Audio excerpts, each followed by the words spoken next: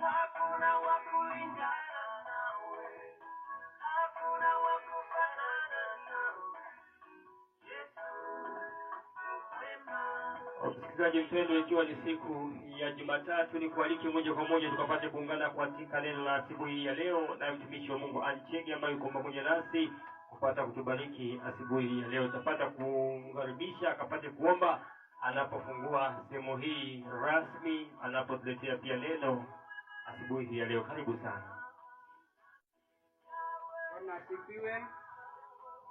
Mungu wetu ni mwema na ni mwaminifu. Kila siku, kila saa, yeye ni mwaminifu na uaminifu wake wadumu milele na milele.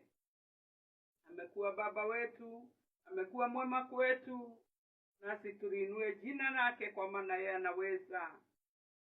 Tumshukuru, tumwambie ni asanti. Baba Mungu, twaliinua, twaliheshimu jina lako.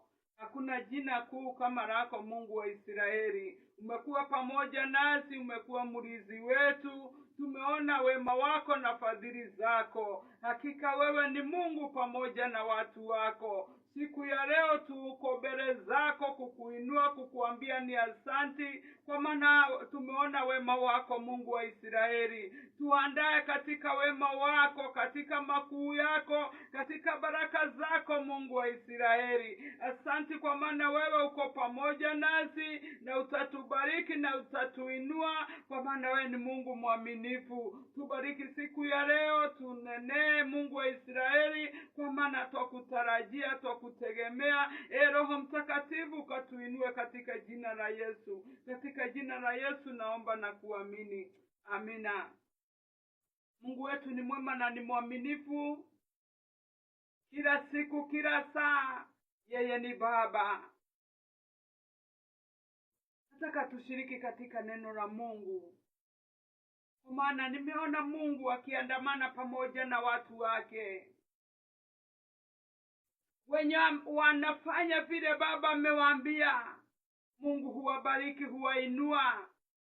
Wenye wanakataa njia zake, yeye huondoka kwao. Wanawachwa wakiwa peke yao. Hakuna hasara kama hiyo mpendwa, kuachwa peke yako. Hata wakati marafiki wetu wametuacha, twahuzunika, twaomboleza, twalia. Na Mungu wetu akituacha, hiyo ni shida. Ni vizuri kukaa ndani ya Mungu na kudumu ndani yake kwa maana yeye ni mwaminifu. Nataka tushiriki katika neno la Mungu katika Samueli wa kwanza 28, tuanzie hapo 6 mpaka 20. Ninaamini Mungu Baba atatubariki katika jina la Yesu. Samueli ni wa kwanza 28, 6 mpaka 20.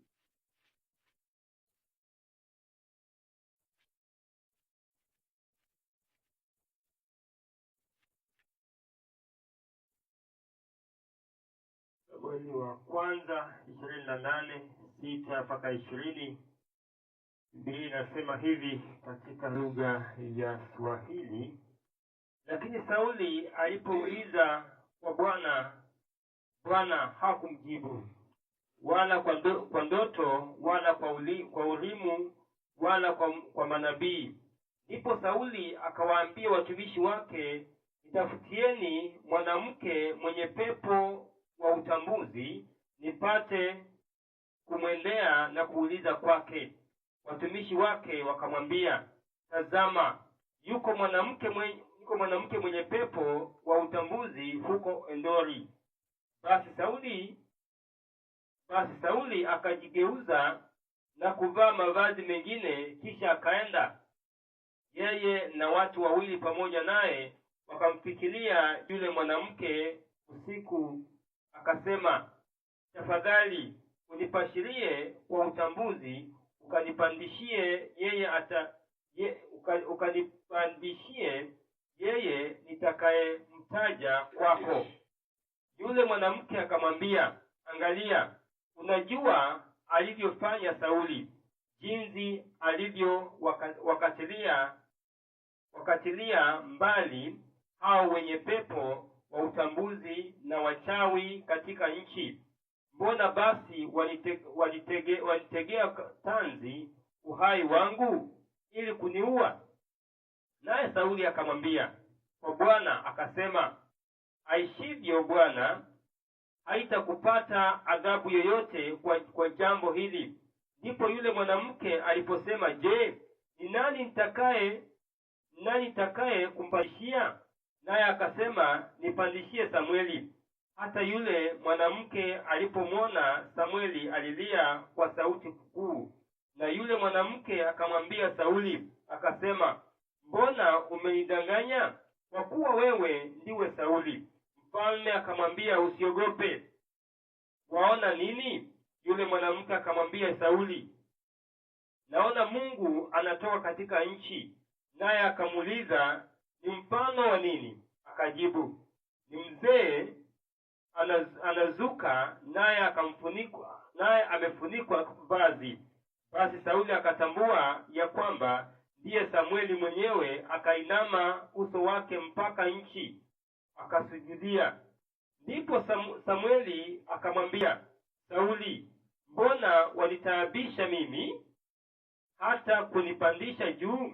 Sauli akajibu, mimi nimetaabika sana, kwa kuwa hao Wafilisti wananifanyia vita, naye Mungu ameniacha hanijibu tena, wala kwa manabii wala kwa ndoto. Kwa hiyo nimekuita wewe ili wewe unijulishe nifanyeje?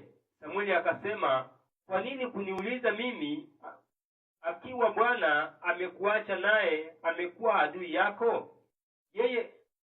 Yeye Bwana amekutendea kama alivyosema kwa kinywa changu.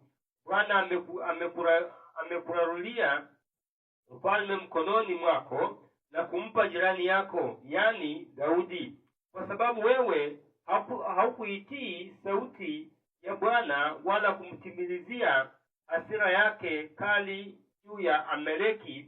Kwa sababu hii Bwana amekutendea hili leo. Tena pamoja na wewe Bwana atawatia Israeli mikononi mwa Wafilisti. Hata na kesho wewe na wanao mtakuwapo pamoja nami. Tena Bwana atawatia jeshi la Israeli pia mikononi mwa Wafilisti. Mara Sauli akaanguka chini kifulifuli, akaingiwa na hofu kuu kwa sababu ya maneno hayo ya Samueli, wala hakuwa na nguvu yoyote, kwa maana hakuna chakula mchana kutwa wala usiku kucha. Ndipo yule mwanamke akamwendea Sauli akamwona ya kuwa yeye ametaabika sana, akamwambia, angalia, mchakazi wako ameisikiliza sauti yako, nami nimeutia uhai wangu mkononi mwako. Nami nimeyasikiliza maneno yako ulioniambia.